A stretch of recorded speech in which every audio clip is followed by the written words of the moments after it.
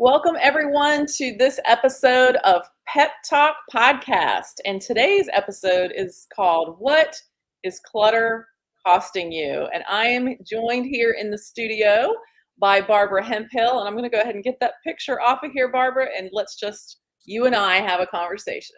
It's one of my favorite topics, Exactly. Oh, my goodness. So those of you joining in, has anybody ever asked you that question? What is clutter costing you? Have you ever thought about that question? Right? So give that some thought. Think about that for a minute. And, all too often we tolerate clutter without realizing what it's really costing us.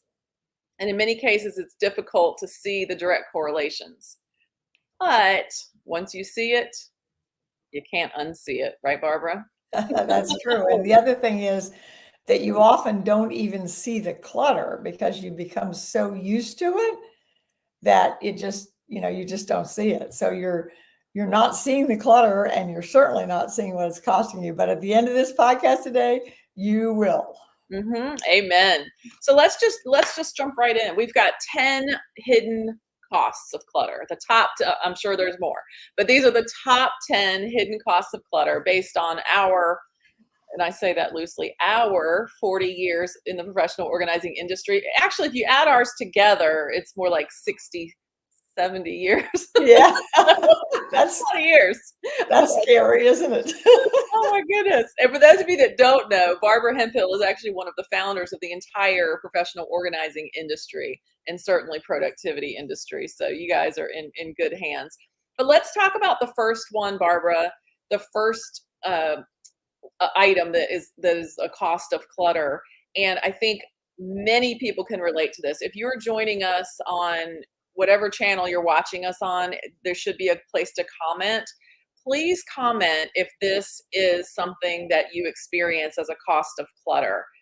All right, so let me go ahead and put it up on the screen. Stress and anxiety. Stress and anxiety. Does anybody feel stress and anxiety when you stop long enough to take a look around you at your clutter, or you walk into your space and you see it? Stress and anxiety. Barbara, what do you have to share about that? Well, I don't think there's anybody today that isn't feeling stress and anxiety. I mean, certainly I do, because it's a stressful world that we live in. There's plenty of reasons to be anxious, both in our personal lives and in the state of the world. But one of the principles of Productive Environment Institute is that you control what you can so you can cope with what you can't. So if you watch the news and see about the war in Israel and you think, oh my gosh, well, there's probably not anything about that. But if you look around your environment, your physical environment, your digital environment, or even we talk about the environment in your head. What are the messages that you're saying to yourself? Or I'm too old to do that, and it's too late to do that, and I'm never successful. So if you're feeling overwhelmed and frustrated about anything, there is undoubtedly some clutter that's associated with it. And it may well be physical clutter. It's so interesting. We are a society where we are bombarded by physical things all the time. I don't care how organized you are. I just ordered a new Apple product recently. And when I unpacked it, it's like, oh, the box that they put it in is so beautiful. I mean, it's like, oh, what can I do with this? And it's like letting go of this. And then, okay, I want to be environmentally responsible for it. And then I have to think about that. So how do you identify what is clutter in your life? And one of the questions that we use over and over is, does this help me accomplish my work and enjoy my life? Well, the box that I took my Apple product out of is not going to help me accomplish my work or enjoy my life, and I therefore cannot afford it. So one action that you can take every day, all day, very kind of routinely, you make it part of your workday, is to just constantly be aware of the small things that you see that are not helping you accomplish your work and enjoy your life, and then getting rid of them. Amen. Yeah, Kathy Music joining us from New Path Productivity says thumbs up to stress and anxiety. She knows that. She helps people with that. So we see that all the time. Excellent. Let's go to number two. Who can relate to this one? Number two, with the cost of clutter, reduced sleep quality and inability to focus. So imagine whether the clutter is in your bedroom or not, but if wherever it is, does it, and especially, I guess, especially if it is in your bedroom, is it keeping you up at night? Do you have to move things off your bed? Do you have to, just trying to go to sleep? And, our bedroom should be a sanctuary to actually get rest. And if we're just kind of having to bob between things and crawl under the covers, are you getting quality sleep? Barbara, what are your thoughts on reduced sleep quality and inability to focus? Well, first of all, other than my relationship to God, I don't think there's anything more important in my life than sleep.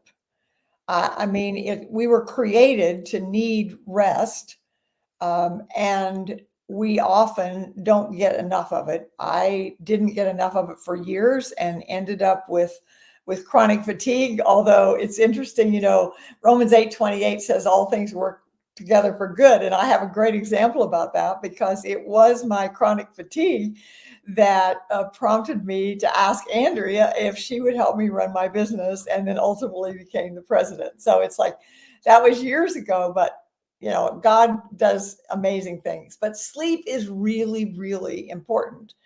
It's important to our physical bodies, but more importantly, perhaps, or just as importantly, is to our brain. That's the time. All the research about brain studies shows that that's when the brain literally eliminates the clutter. I mean, I can't even understand that, but I trust the scientists who have proven that.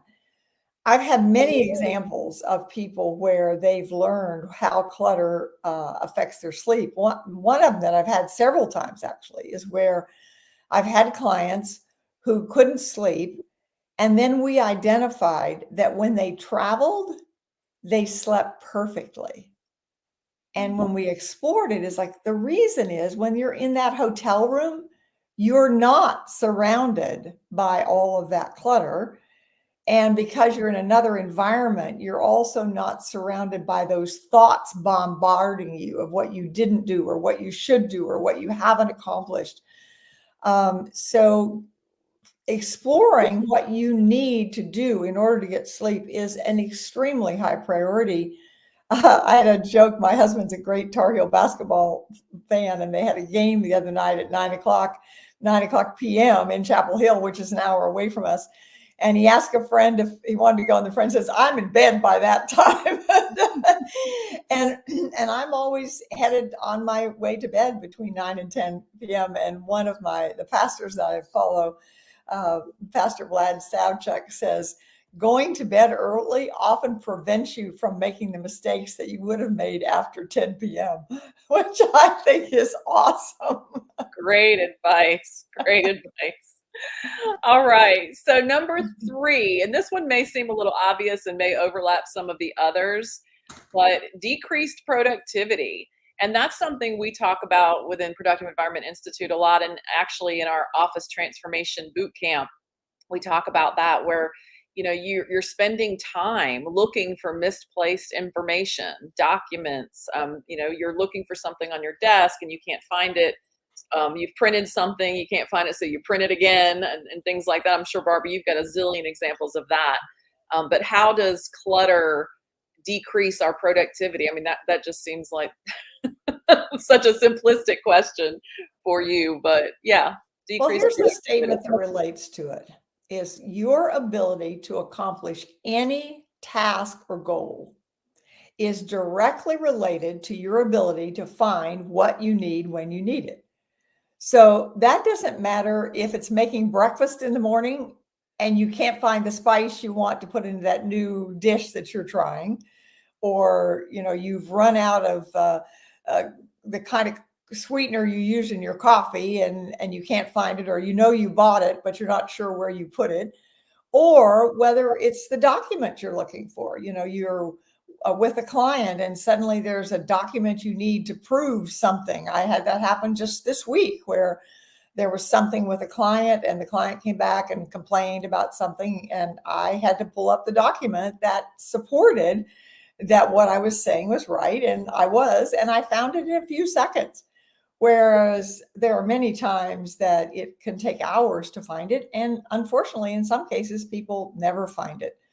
So the more you keep, the less you use and the less you can find. So we continually go back to the biggest solution of being more productive is to have less, to keep less, to do less. It's not, they're the biggest myth that I fight with clients and prospects all the time is if I just got organized, I'd be able to do all that. That is a lie. And in our age today, the amount of information we get, most people don't need more information. They need to take more action. And in order to take action, you have to be able to find what you need to take that action. Awesome. Amen. Number 4, increased errors and mistakes. Is your clutter costing you, are you making errors and mistakes that you wouldn't normally make if you worked in a productive environment? And Barbara, can you share what a definition of a productive environment is? Oh yeah, we didn't do that at the beginning, and we should have, right? What does that mean? What is a productive environment? A productive environment is an intentional setting in which you can accomplish your work and enable others to do the same. I mean, isn't that clear? I just saying that just kind of, that's the kind of environment I want to live in. Now, none of us have one all the time. I mean, I'm not perfect. I can give you lots of examples of where I've messed up, but every day in every way, I'm getting better and better. That was my mother-in-law. She was a polio survivor and a mother of 6 kids, used to say that, and I loved it. And that's true. I am. Even at age 77, there are things that I'm improving and getting better at than I used to. So the kinds of mistakes are things like not submitting an invoice on time. I mean, you have a client and you're supposed to submit an invoice and you submit it or you make a mistake. That happened to me this week. I literally submitted an invoice and I did it incorrectly. I did it incorrectly because I forgot to replace an old document with a new document, and I retrieved the old one. It's going to happen. I mean, we're not, we're human beings. But again, it goes back to one of the words we use all the time, which is systems. And we use the acronym saving you space, time, energy, and money. So when we have systems in place, then it minimizes the times that you're going to make mistakes like that. But when you do, one of my coaches, Melvin Pilet, says you be disappointed for 3 minutes and then you move on. So and also you ask the question, what can I learn from this? How did this mistake happen? And when it happened to me yesterday, it's like, okay, I know what happened and I can fix it, and then it's going to be better next time. Yeah, and the key word here in Kathy's comment is continued. So with increased errors and mistakes, you're damaging your credibility with continued errors and mistakes. So when you none of us are perfect. We make mistakes, but when you have a productive environment, you can recover from those mistakes and move on. But if you're continuing to make mistake after mistake after mistake, take a look at your environment. Take a look, and maybe clutter is costing you that. So, well, it has to be there. There isn't any way that you could make a mistake like that and not be able to attribute your environment in some way. It might be your digital environment. It might be the team that you're working with. I mean, maybe that mistake was made by a team member and that team member has made mistakes before. Maybe it's the environment of your systems. Maybe there's something wrong with your system. So the interesting thing about clutter, and I guess the reason I'm so passionate about it after so many years, is that it's everywhere. I mean, clutter is just something that is around us in so many ways that there's virtually nothing that happens that you can't attribute part of it to clutter in some form or another. Which brings us to number 5, missed opportunities. And the first thing that comes to my mind, Barbara, is is maybe in a networking situation where you've connected with somebody that you considered a really hot prospect, and you're so excited you met them, and this great conversation, and then you get back home or back to your office and you can't find their contact information, or you can't find the notes that you wrote down based on your conversation. That's just one example. But what are your thoughts on missed opportunities? Well, it's funny because that's exactly the one that came to me. I mean, that one. And as through the years, as I've sat with thousands of people organizing their desk, that one happens with virtually everybody. I mean, that is just one of the things, meeting somebody, getting a business card and sticking it in the desk somewhere and then not knowing where it came from, or putting it on a napkin. And that's one of the things that people are so afraid to throw away. It's like, oh, I can't throw that away. That's money. Well, it isn't money if you're not doing anything with it. So this is where one of our other principles comes in, which is today's mail is tomorrow's pile. So one of the things is when there is a missed opportunity that comes because of your clutter, whatever that clutter is, you have to figure out how to stop it. So business cards is a perfect example. If you are someone who collects business cards, then you need, here's that word again, a system. What do you do when that business card comes in? There are so many ways that you can handle it. So many. I mean, there's no one right all the time. But what will you do? What's the easiest for you? Are you physically going to do it? Or are you going to snap a picture of it on your phone, send it to a virtual assistant, and throw the card away? I mean, that's one way that you could do it. And if you send it to your virtual assistant, you might say, and here's the next action. So you would make a picture of the photograph, the card, say a next action, and then the virtual assistant would be responsible to help you get that in place. That's one example. On the other hand, it might be that you're one that's going to type that in. There are just so many ways. I think, and the other thing is true, missed opportunities in networking alone. So one of the things I've had to learn, which frankly, it took me a long time to learn, and that was not all networking is appropriate for me. And I don't think all networking is appropriate for anybody. There are many, many different kinds.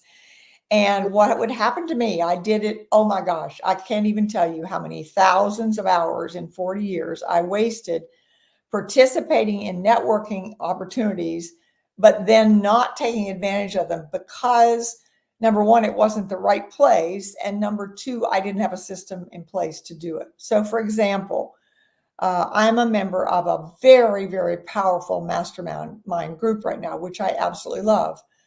But a couple of times a month, they have what they call fast networking, and it's a Zoom, and you get on it, and there are lots of people, and they go from person to person, and they introduce themselves and say whatever.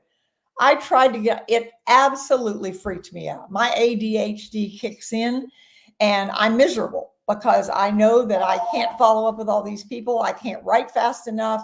I can't remember names, and it just triggers me into horrible kinds of things.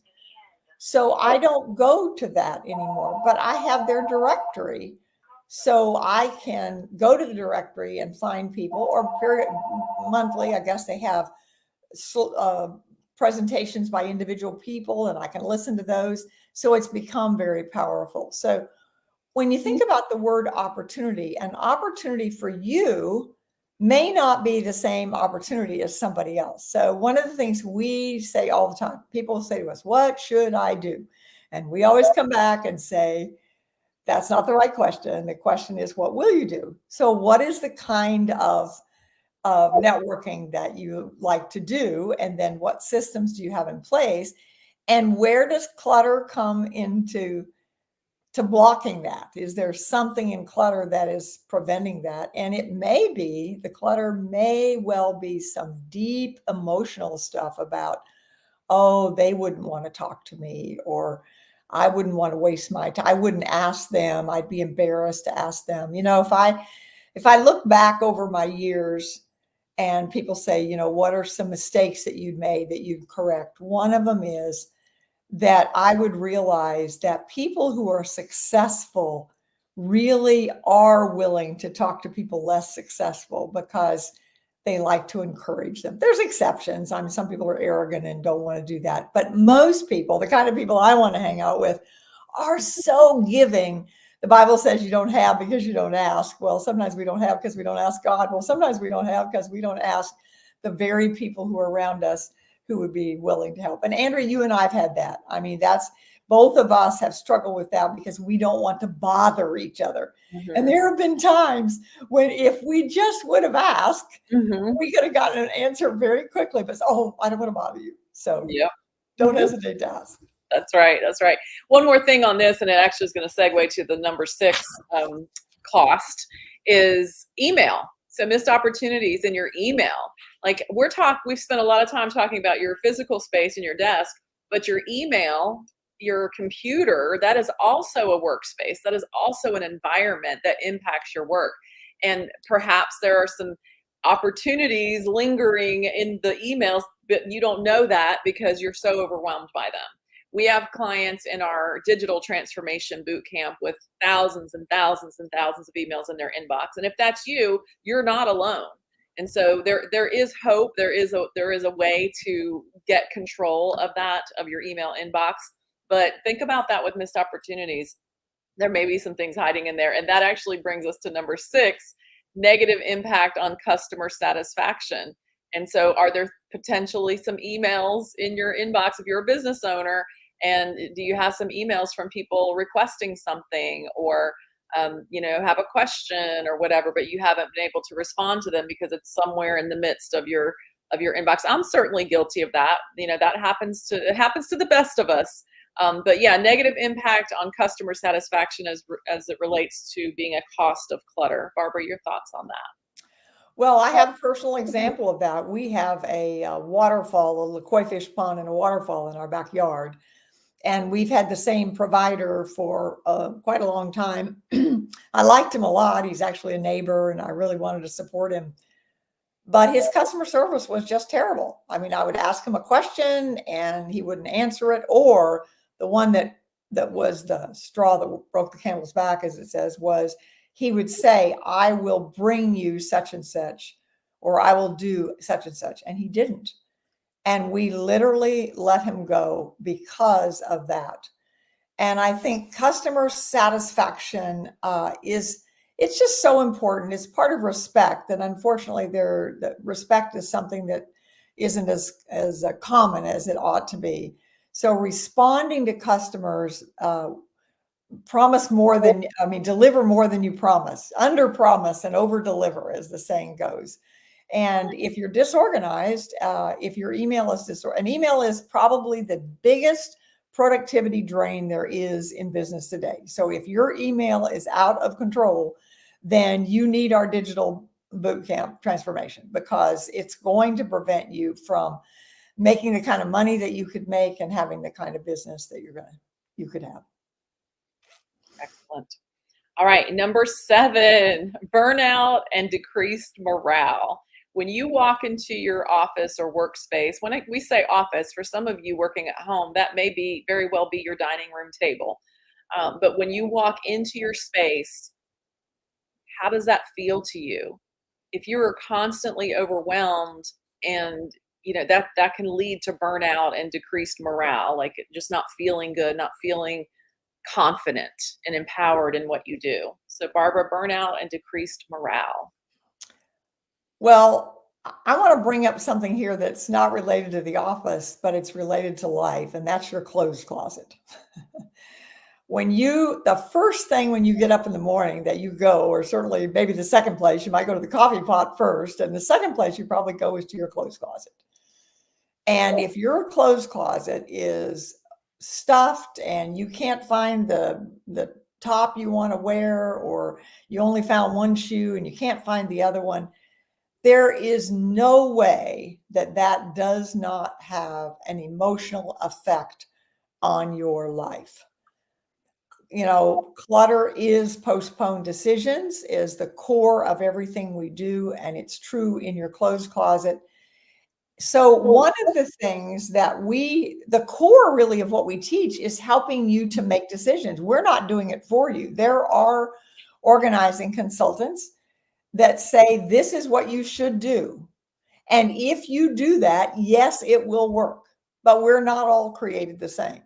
So we have to figure out what we will do and then do it. And when we do that, we can create an environment, whether it's in our closet or in our email or our kitchen or our workplace, where we feel good. We need to feel good. I had an experience. I hired a feng shui consultant who did lots of wonderful things for me. And I had an office in my home. It was upstairs. It's a big office. When I used to have employees, it was a bigger office.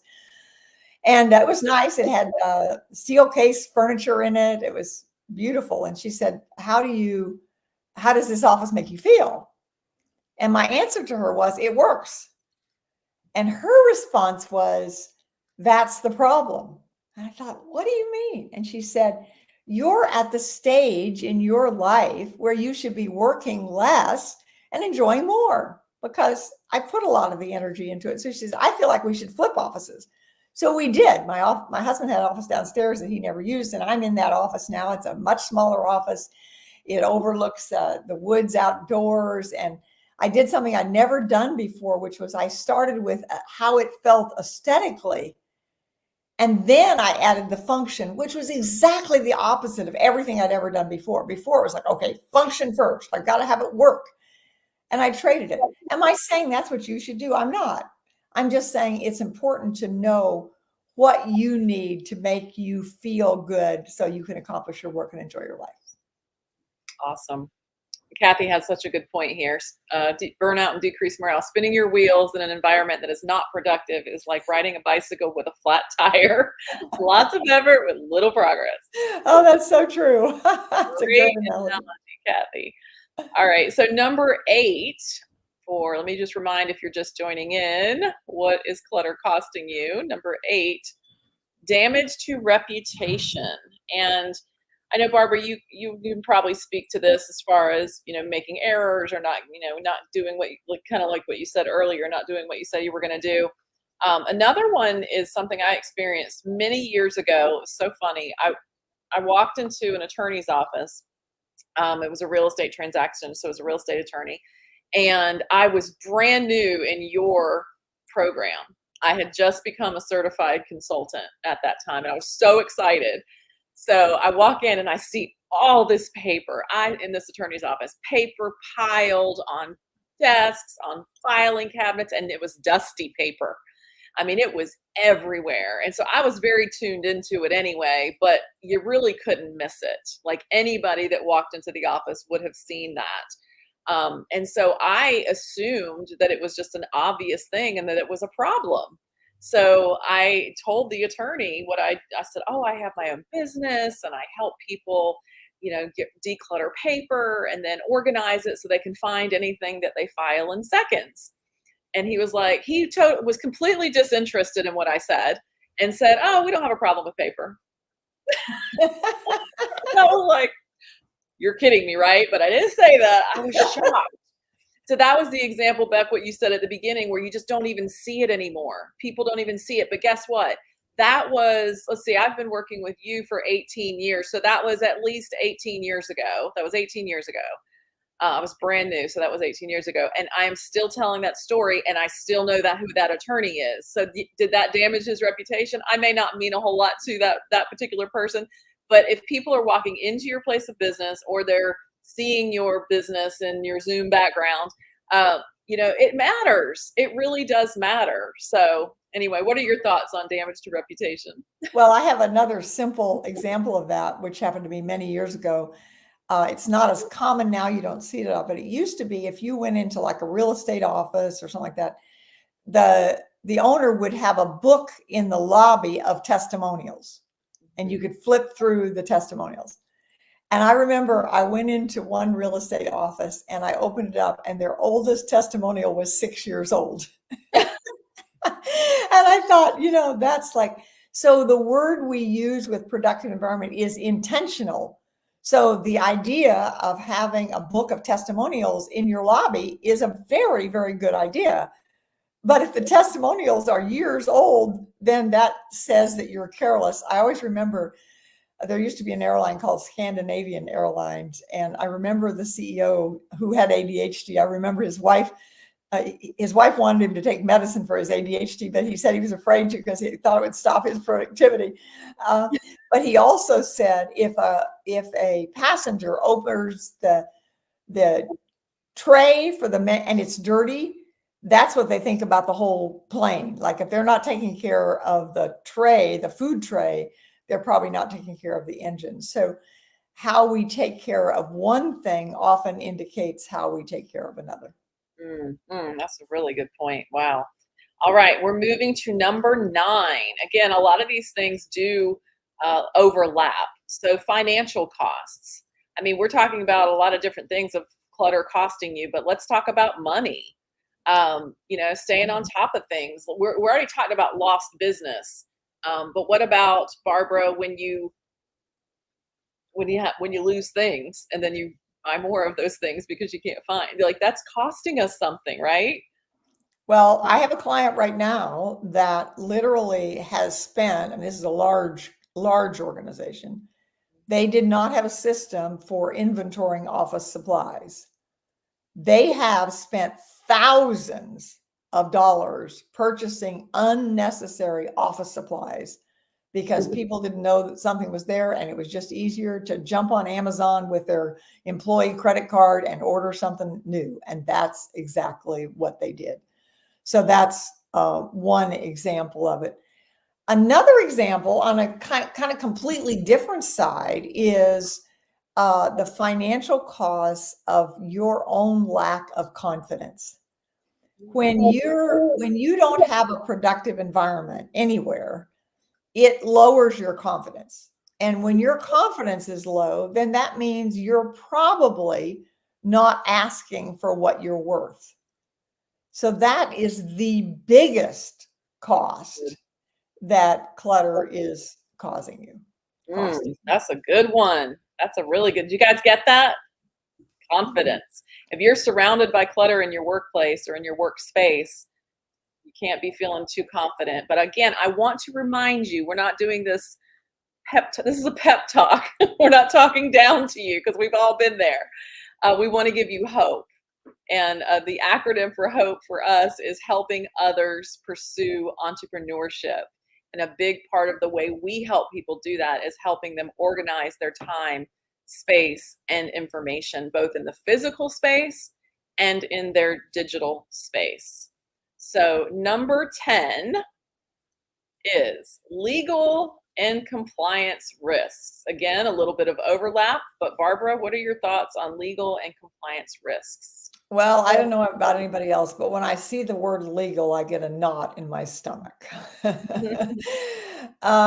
are just, so many things that can go awry in that direction. And I think the most important thing is to, again, be intentional about it. If you are in business, you should make sure that you understand the things that you need to have in place legally. I had an example where years ago, actually when I wrote Taming the Paper Tiger, and I trademarked the paper tiger. And because someone else told me, I would probably not have known. One of the things I love is how your friends watch out for you. And somebody told me there's a company in Kansas City that's promoting this big seminar called Taming the Paper Tiger.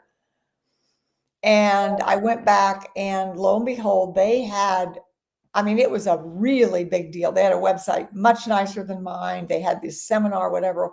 Well, I was able to go back and track when I had first used the term the paper tiger. And as a result of it, I was able to shut down that whole thing because I had the paper. In those days, it was a paper document. That was the piece of paper that showed when I had first used that.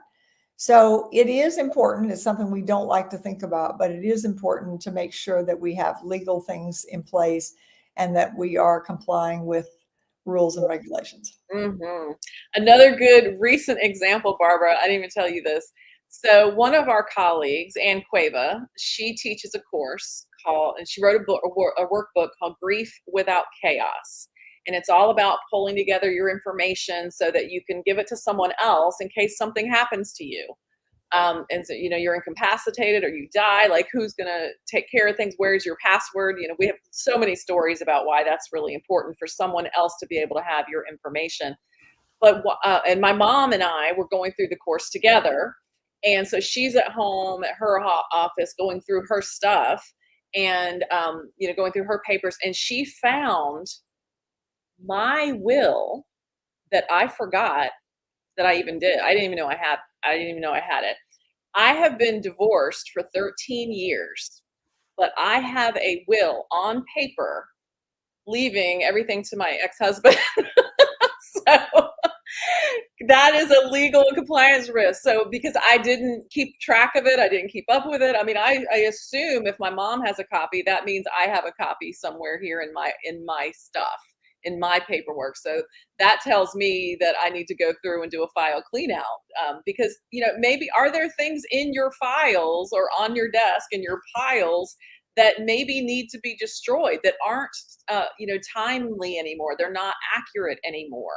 So I think that is something I never would have thought of until she told me, hey, I found your will and you might want to update it.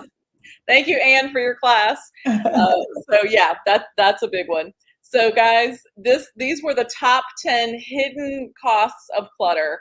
Hopefully you took some notes. If not, you can go back through this video again and really think about, did we not hit on something that you have discovered that is costing you something?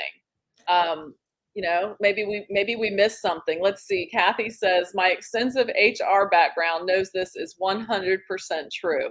Sometimes what you keep puts you at risk. Oh my goodness. Yes. That's the truth. I had a client many years ago that I told them, I recommended that they have a file cleanout day in their company. They did not, because they said it wasn't billable time and they couldn't afford to do it. And then they were subpoenaed in a lawsuit, and they found a document in the files which had never been signed and should not have been in there at all. But the prosecuting attorney used that document to prove that their intention was such and such. And as I recall, it cost them $365,000. And I had to refrain from saying I would have been a lot cheaper than $365,000. Wow. That's really true. Andrea, I know we're coming to the end of the show. I want to make sure that what doesn't happen out of this is that people just feel like, okay, I'm just overwhelmed. There's just no hope. Because our whole goal, as you pointed out earlier, is to give people hope. Right. So I want to suggest two things. One is, part of solving this problem is doing it all the time. I mean, it's like not making it a project, but making it a way of life, a way of being. So that when you're looking at something, when you're seeing something, whether it's in your spice drawer or in your closet or in your email, and you can just subconsciously say, what's the worst thing? We call it the art of wastebasketry. What's the worst thing that would happen if I didn't have this? And if you can live with it, get rid of it now, and make it easy to get rid of things. Know how to get rid of things. Have a donation box in your closet so that if you put something in there, whatever it is, to make it easy. So that's one thing to do. You can do that. We can all do it. I do it all the time. When I grew up, we lived on the second floor of a tenant farmhouse. And my mother had this thing where she would say, we used to put things on the stairs that needed to go up, because like we were going up, we couldn't carry it all. So we'd put something on. And my mother would say to me, if you're going upstairs, take something with you. That is so embedded in my mind right now that if I'm on the stairs and I see something that's there, I cannot go past it. I mean, it's like I just literally, because it has been ingrained in me for at least 73 years. I mean, when I was a little girl, that was it. Well, we can have the same thing about getting rid of clutter. Do I really need this? And whatever it is, if you don't, do it. So make decluttering a way of life. And then the second thing is to identify one area in here that really is troubling you, and don't try to do them all the same. You can do little bits on all of them, because everything we talked about, there are little bits. But have a plan. And one of the things we will do with you is, if you do our scorecard, we'll do a 30-minute call with you to get you on the right track, to help you decide, Pick one area and do that one, and then go to another. But do not try to do all things at one time, because you'll just feel more discouraged. That's right. So we're going to add some links to the comments section in the description for you if you're on YouTube, and the comments if you're on some of our other platforms. But certainly, Barbara just mentioned our Productive Environment Scorecard. So you can go to productiveenvironmentscore.com. Also, you can go to productiveenvironment.com/webinar. And depending on when you're watching this video, if you're watching it live with us right now, then you will have an opportunity, actually just for the next 11 hours and 20 minutes to watch our webinar called Less Clutter, More Clients. And again, depending on when you're watching this and you go to that link, the webinar may be about digital clutter. We talk about physical clutter and your office transformation on one, and then there's another one that we talk about digital clutter and your digital space. So both of them are important. And I haven't met anyone, Barbara, that didn't have challenges with both. There's rarely somebody who says everything is perfect in my office, but my online stuff needs work, or vice versa. Usually there's room for improvement in both areas. And so definitely, regardless of when you're watching this, go check out that webinar. And the interesting thing also is they carry over whatever you learn in one, because it's all about decision making. As I said before, the clue to this is learning how to make decisions. Clients often ask, how long is this going to take and how much is it going to cost? And my answer is, I can't tell you, because one thing is, I don't know how quickly you make decisions. So one of the things we've heard from our participants in the webinars over and over is, you've taught me how to make decisions. And then it doesn't matter if it's in your clothes closet, in your email, or on your desk, it will help you accomplish your work and enjoy your life. That's right. Awesome. So again, the scorecard is free. The webinars are free. And then we do have some paid boot camps. We have one for your physical, one for your digital. Check them both out. We'll put the links in the description in the comments. And no matter when you're listening to this, please comment and let us know, did any of this resonate with you? What areas did you connect with? And we thank you for joining us for this episode of Pep Talk Productive Environment Podcast. And we will see you next time. See you next week. Bye.